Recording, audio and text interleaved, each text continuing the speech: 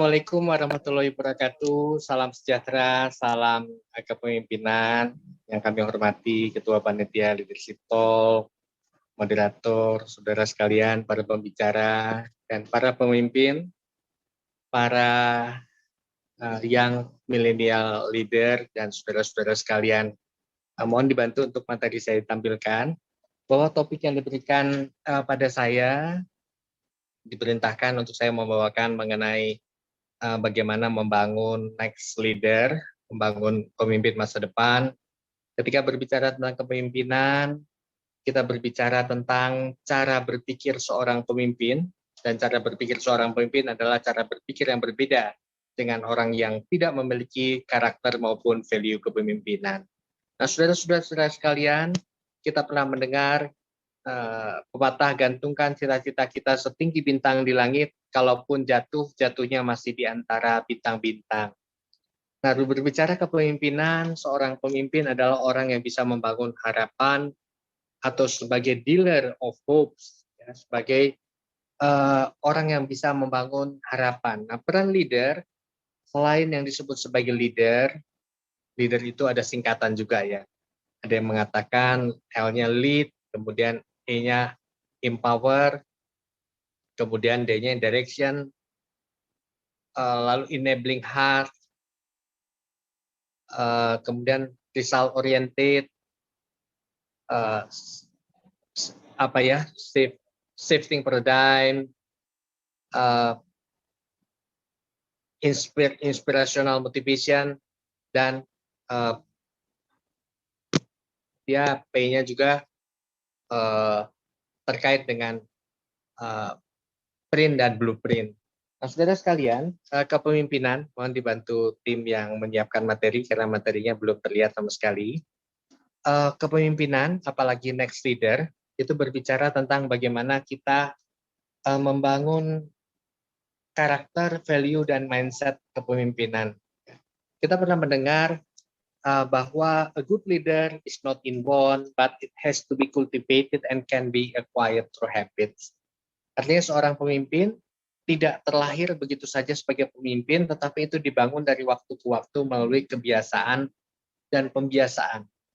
A good leader is not inborn, but it has to be cultivated and can be acquired through habits. Nah, seorang pemimpin tidak terlahir sebagai pemimpin.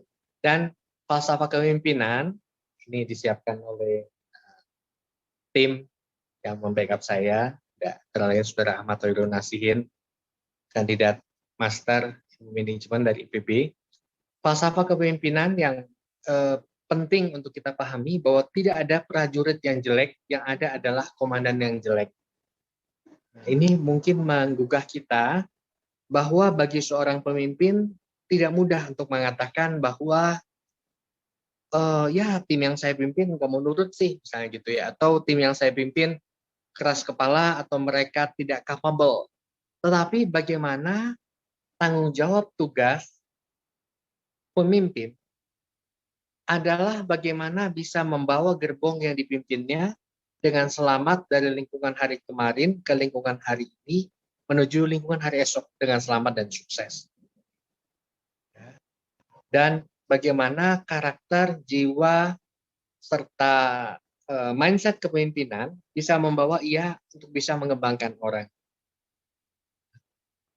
Izinkan saya memberikan ilustrasi, Bro Franky, saya terima kasih ini atas backupnya. Begini ilustrasinya, ya, ketika Iskandar Agung dari Makedonia memimpin pasukan yang demikian, pasukan yang cukup banyak, dan pasukan itu terlihat sudah tidak berdaya menghadapi musuh, hampir terpukul mundur dan hampir kalah. Nah, tiba-tiba Iskandar Agung yang dikenal sebagai juga Alexander the Great, itu tokoh yang sama. Ada yang menyebutnya sebagai Iskandar Agung dari Makedonia, ada yang mengatakan sebagai Alexander Agung, ada yang mengatakan sebagai Alexander the Great, ya. Tiba-tiba menemukan sebuah guci berisi air. Iskandar Agung wajar, dia ingin minum. Ya, ketika itu dituang, guci airnya, tiba-tiba ia melihat wajah-wajah pasukannya yang menatap Alexander Agung hendak minum. Dan mereka melihat pasukannya kehausan. Demi kondisi itu, tiba-tiba Alexander Agung tidak jadi meminumnya dan melempar guci itu ke atas dan memecahkannya. Airnya lalu mengenai sebagian besar pasukan yang dipimpinnya. Melihat itu, semangat pasukannya kembali menggelora berkobar-kobar dan mereka mengatakan bahwa pemimpin seperti ini perlu kita perjuangkan sampai detik berdarah penghabisan. Dan pertempuran yang tidak imbang ini dimenangkan oleh pasukan Iskandar Agung dari Makedonia. Yang dalam cerita tadi, kisah nyata memecahkan guci berisi air dan airnya memerciki sedikit saja dari pasukan-pasukannya. Melihat itu, pasukannya bergelora semangatnya dan memenangkan pertempuran. Nah, saudara sekalian, itulah leadership.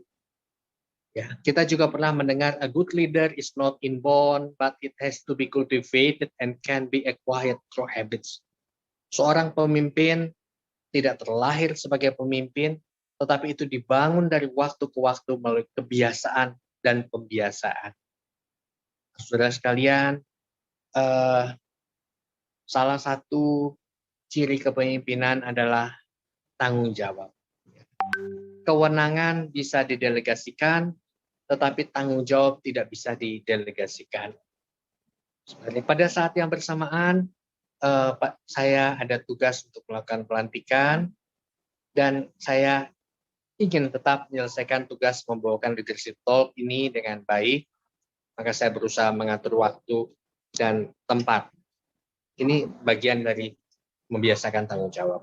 Mungkin ke slide berikut.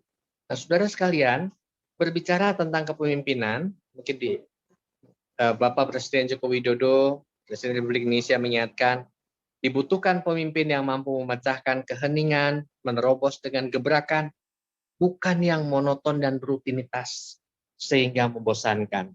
Nah, Bapak Presiden mengingatkan bahwa pemimpin ini diperlukan pemimpin besar, pemimpin yang bisa melakukan inovasi, yang memiliki impian lebih tinggi dari bintang-bintang di langit dan mengajak untuk bermimpi dalam kondisi ini untuk keluar dari krisis.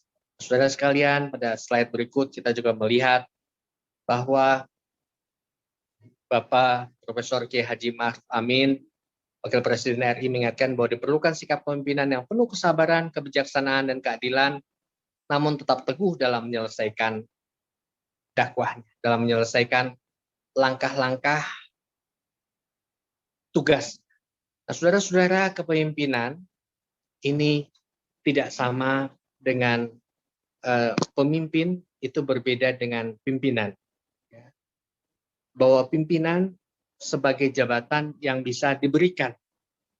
Seseorang bisa diangkat siang ini sebagai pimpinan, tetapi dia belum tentu bisa menjadi pemimpin ketika dia belum memiliki karakter, cara berpikir, sikap alam pikiran dan sikap kejiwaan, a state of mind and a state of spirit yang terpanggil untuk memimpin, yang terpanggil untuk berdedikasi memberikan kepemimpinan yang sesungguhnya. Dan esensi kepemimpinan adalah kepengikutan. Pada slide berikut kita akan lihat bahwa kepemimpinan ya, itu perlu bertolak juga dari sebuah harapan. The leader is a dealer of hopes. Jika Anda ingin bermimpi, bermimpilah setinggi bintang di langit. Kalaupun jatuhnya masih di antara bintang-bintang. Dan seorang pemimpin juga bisa mengorbitkan pemimpin lain. Minimal pemimpin untuk dirinya sendiri, sehingga kepemimpinannya itu berimpak besar. Jadi seorang pemimpin itu perlu bisa memimpin diri sendiri sebelum bisa memimpin orang lain. Apa yang dipimpin diri sendiri? Memimpin mengelola emosi. Karena aku tidak bisa mengelola emosi, saya sebagai pimpinan militer misalnya ya, di lingkungan militer dilengkapi dengan senjata, ketika lihat ada orang ngeselin atau dianggap meremehkan, bawaannya ingin mengeluarkan senjata itu. Ya, padahal itu belum bisa memimpin dirinya sendiri ketika mengeluarkan senjata tanpa itu diperlukan. Betul ya, teman-teman? Tanpa itu diperlukan. Padahal hanya sekedar karena emosi atau ingin menunjukkan. Itu belum pemimpin yang belum matang. Jadi, jika Anda ingin bermimpi, bermimpilah setinggi bintang di langit, kalaupun jatuh, jatuhnya di antara bintang-bintang.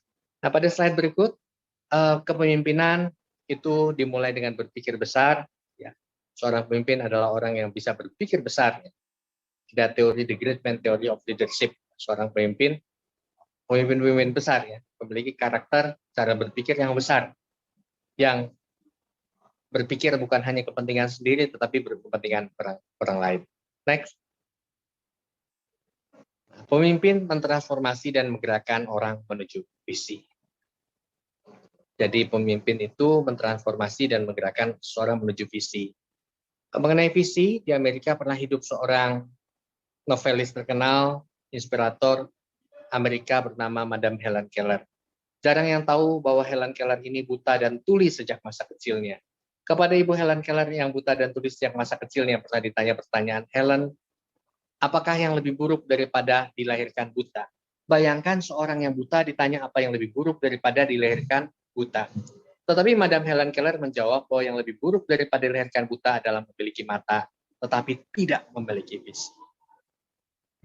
The worst and a blind have eye but no have vision. Selaras dengan itu, pepatah Jepang mengatakan bahwa visi tanpa tindakan adalah bagaikan mimpi di siang hari, tetapi tindakan tanpa visi adalah bagaikan sebuah mimpi buruk. A good leader is not inborn, but it has to be cultivated and can be acquired through habit. Seorang pemimpin tidak terlahir sebagai pemimpin, tetapi itu dibangun dari waktu ke waktu melalui kebiasaan dan pembiasaan. Terima kasih karena waktu yang saya di lokasi pelantikan Putra Putri Pendidikan Indonesia sebagai Ketua Dewan Penasihat. Mohon maaf atas waktu yang lebih singkat ini. Mudah-mudahan waktu yang singkat bisa menginspirasi kita lebih banyak. Terima kasih. Wassalamualaikum warahmatullahi wabarakatuh. Salam sejahtera dan salam perubahan untuk sukses luar biasa. Terima kasih moderator Saudara Dewi. Oke, terima kasih Bapak untuk pemaparan materinya. Mungkin dari teman-teman ada yang ingin bertanya? Saya mohon maaf mungkin untuk sesi pertanyaannya belakangan ya, karena saya akan mulai di acara pelantikan. Terima kasih banyak. Terima kasih banyak Bapak. Oke. Kita masuk ke pemateri selanjutnya. Oke, pembicara kedua kita ada Bapak Frankie Chua. Sebelumnya mungkin dari kakak operator bantu untuk menampilkan CV-nya.